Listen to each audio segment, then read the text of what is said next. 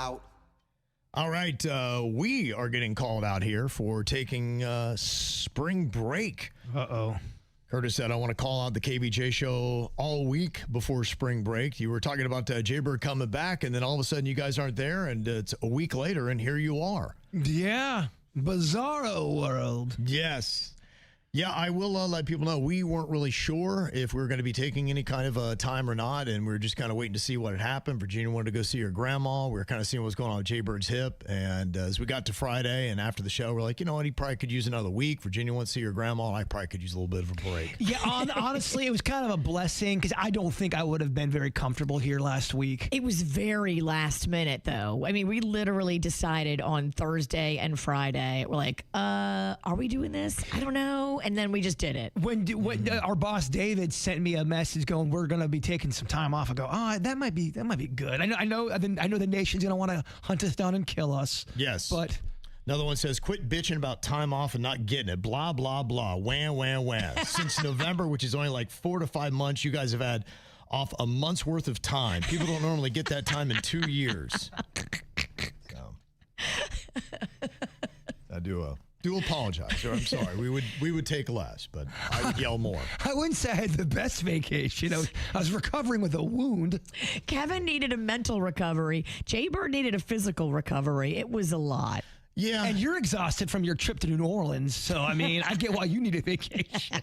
Mardi Gras wiped her out. She needed a break. I do admit, I mean, look, media, I think, compared to everything else, it does seem that way, but we're not odd when it comes to media. I mean, you look at the TV shows, they take the whole summer off. They get 3 months. You look at Howard Stern, he works 3 days a week. So I don't know. There is something about it where I think it's just when you're in a daily grind of doing this and you've got the creativity issues. I know you guys don't see a lot of behind the scenes, but the burnout gets to be pretty real. And I know, wham, but, and I know other people are working hard as well. But, it's hard to do a good show, I've just found, through time. And look, we used to take a lot less vacation than what we do now, but I came to realize as time went through and everything else, I'm like, I think you're better when you take little strategic breaks to kind of recharge the batteries, and then hopefully the show comes back better. Well, you're better when you're rested. You're better when you're happy. And those little breaks just recharge your happy.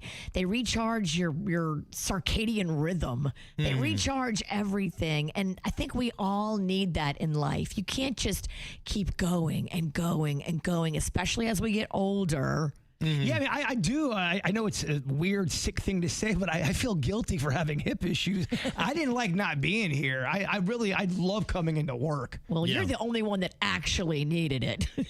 I think the rest of us were mentally broke, but you were physically broke. Oh, mentally, I wasn't good either. But.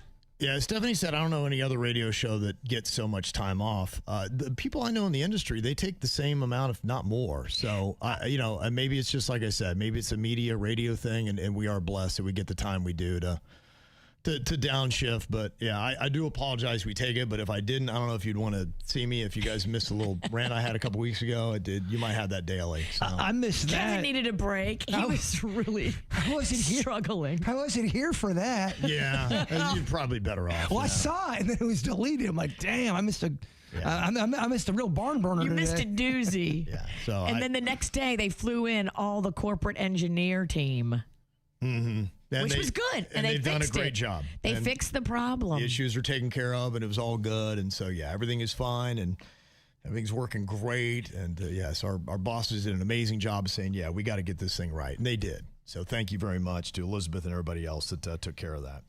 But, I agree. And, look, I don't love taking the vacation. We used to take a lot less. And, we try to space it out. About every 3 months, we take a little bit of time. Well, too, sometimes life happens as well. I mean, injuries, just sickness, breakdowns. I think we had all of that. Yeah. We were injured, we had sickness, and we had breakdown. We would love to do a show every single day. We really would. Yes. We would. We try to do this to make the show better when we are here. And so we try to keep the show sounding as regular when we're not here. So. And we tried to keep up with social media, too. I know I did over the break, trying to make funny, entertaining things while we were gone. Mm-hmm. Yeah. So we did a little bit of stuff there. So I do apologize for that. We did not know until really right at the end. And I was going to try to trudge through, and we were going to try to work this last week. So all right. We groveled enough yet?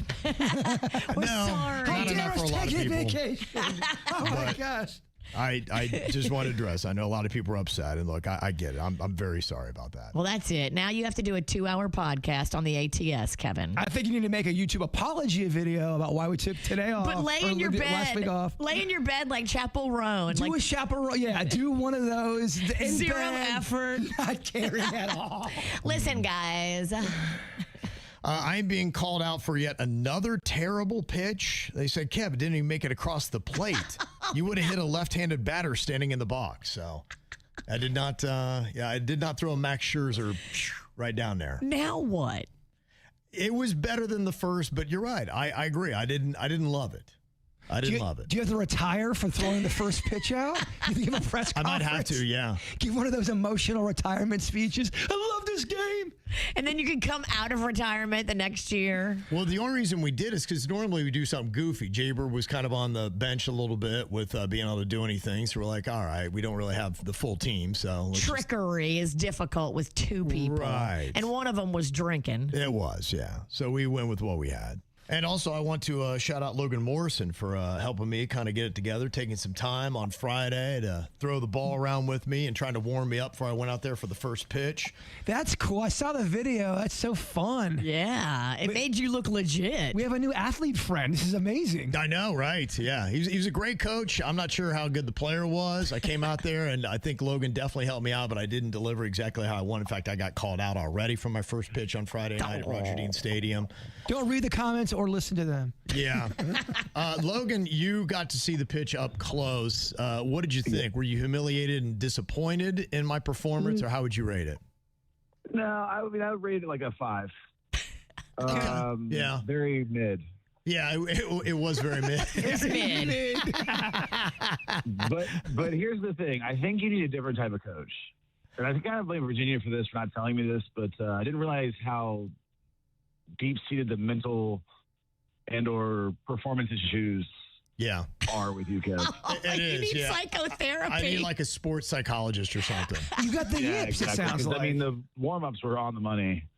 Yeah. As soon as the announcer comes on and the fans start watching, it's just like you started sweating. I really kind of got in my own head, yeah. He can't handle the heat. Yeah. It was a lot. So, yeah, I'm sorry I let you down. I'm sorry I let everybody down. I did not deliver the kind of pitch that I'd hoped for. It was a slight improvement. It was better than Billy the Marlin, but I don't know if that's saying a lot because Billy the Marlin has a big head. It's a lot to work And he was around. halfway there, too. I think so, too. Yeah. I thought I noticed he wasn't walking quite right. He didn't go all the way to the mound. You were all the way back. Yeah, that's true. True. Yeah, it's true. I did take the mound, so at least I did that. He probably couldn't see. Yeah, no. I mean, yeah, when you break it down, yeah, he had a good excuse for why he didn't deliver the ball. I had no excuse. You guys remember, like, back in the day, the old Billy the Marlin? Yes. Oh, yeah. Glove. Yeah, I Where do. was his glove? Yeah, he didn't have any of that stuff. They've kind of retired that. I think he's just now a total performer. In fact, I don't think he usually does first pitches, and he might want to, stick with that. I don't think it's a good thing for him. It's not a good look. Him or you. Yeah, I know. I think both of us need to retire. I wouldn't be talking any We both trash, know- Kev. We both know that Kevin will not be Billy the Marlin in his next career. No, Yeah, it's no, you're right. mascot life. You're right about that. Well, I just want to say thank you very much, man. I appreciate you trying to help me out, but yeah, you're right. I think I probably need something in the head going on. It's got some other issues. So, Or less going on. you're right. Probably less going on, not more going on.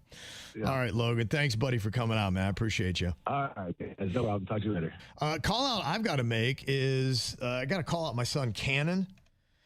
We've been trying to let him drive a little bit more. He's going to be turning 18. We said that's probably a better age in South Florida to get your driver's license. So we're just wanting to make sure that he knows what's going on. And so we were out. We'd had a lovely day, the whole family. My wife was sitting in the front seat. I was sitting in the back seat. So I wasn't really paying attention to what was going on. And we were driving home, and we drive right by the exit we're supposed to take to get to our house. I'm like, hey, we're going to exit? And he's like, where do we exit? I'm like, you don't know where we exit? He's like, no, I have no idea. I'm like, dude, you're almost 18. How do you not know what your exit is? How do you not know? My daughter's the same way. How do you not know where you're supposed to turn to get to your house? You've lived here your whole life. Yeah. So I don't know what that was all about. And so we're driving along a little bit more, and I'm kind of not paying attention, thinking we're going to get the next exit and catch up for it. And then all of a sudden, my son pulls off to the side of the road. And I'm like, this is on I-95, and it's pitch black. It's very dark at night. I'm like, this is not a good idea. I'm like, what's going on? He's like, I don't know. The car stopped. I'm like, what do you mean the car stopped? The car stopped? I'm like, how you doing on gas? He's like, I don't know. What do you mean? I'm like, you know what the car runs on? And I look up there. I'm like, dude, we're out of gas. He's like, I didn't see anything. Ralston, get your house in order. I can't throw any stones. I don't know where anything's at, and I've ran out of gas many a time. And I'm like, oh my gosh. So I realized, because kind of where we are, I live back in this neighborhood not far off of where we are at on I-95. So I said, you know what? If I walk all the way down to the exit back around, it's going to take forever. I can just jump over the fence and I can get right there. So I start to climb the fence to get right to where my neighborhood would be. I'd be in the dark? In the dark, half mile from my house, because I have to go and get, my mother-in-law's car. We got to get gas and all that kind of stuff.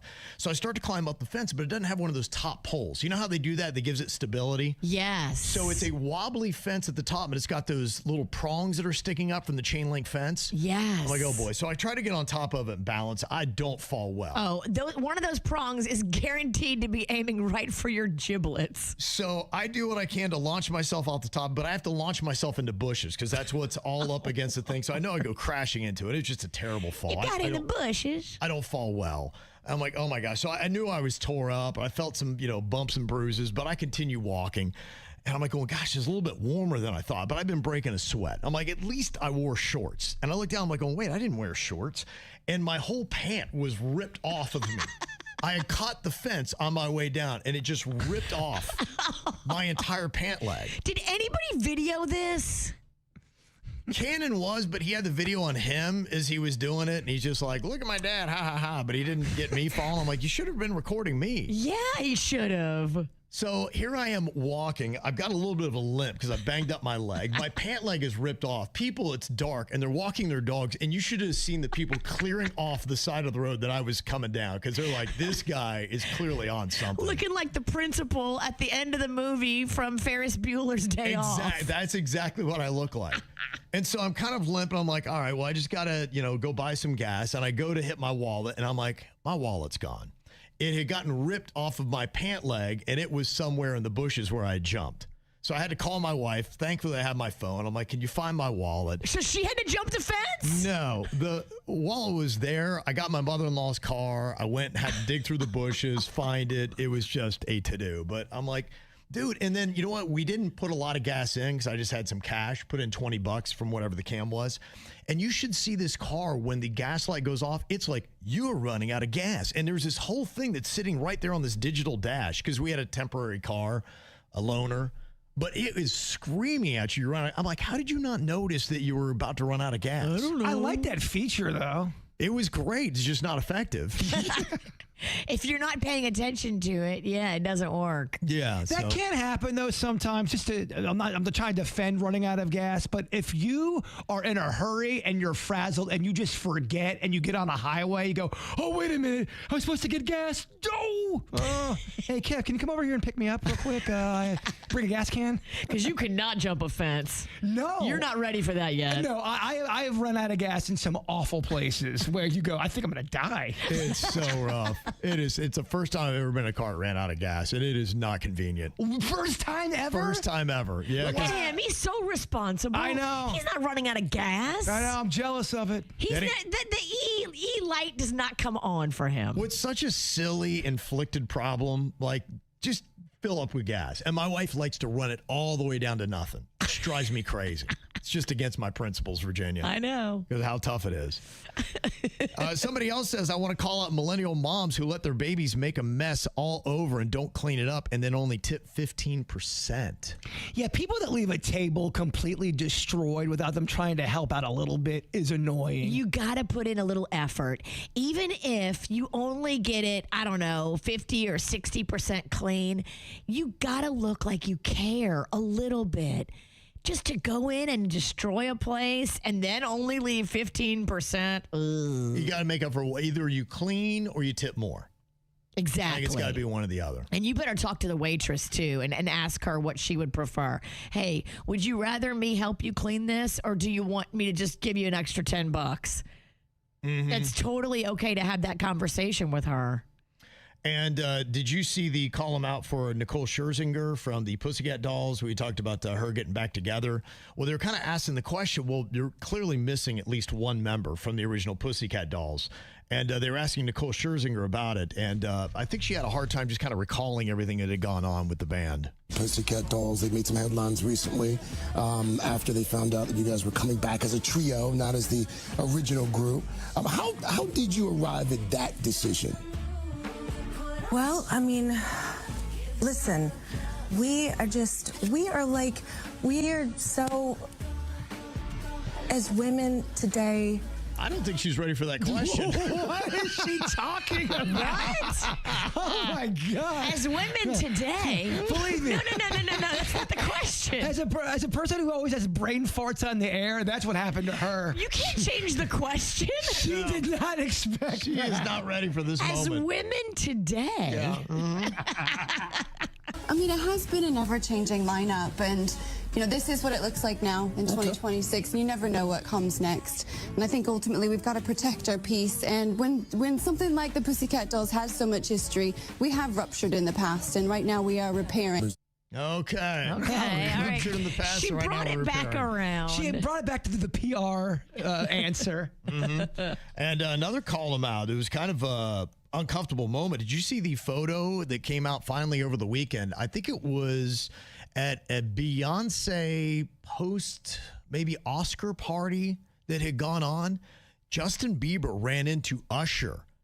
And everything that's kind of gone on with Diddy and how Usher introduced Bieber back in the day. And it seems like Bieber is still trying to reconcile some issues that had happened from that era of his career. Well, some people say that Usher kind of gave Bieber to Diddy and put him in that whole world that he was too young to be exposed to. Yeah, I do not know what went down in this conversation, but it was heated. In fact, what's crazy is if you're looking at the photo, you can see in the background, Beyonce is just kind of watching like, oh my gosh, what is going on? She is kind of horrified. And Justin Bieber has got his finger in Usher's face and is yelling at him. Apparently they had to be separated. Then all of a sudden a beat dropped and they got into a dance fight. That would be amazing. A dance battle, but you kind of bill it like it's a boxing match, but it's for dancing. I don't know. Yeah, so there were some issues that was going on there. Juicy. Yeah, so hopefully we'll hear a little bit more on that coming up.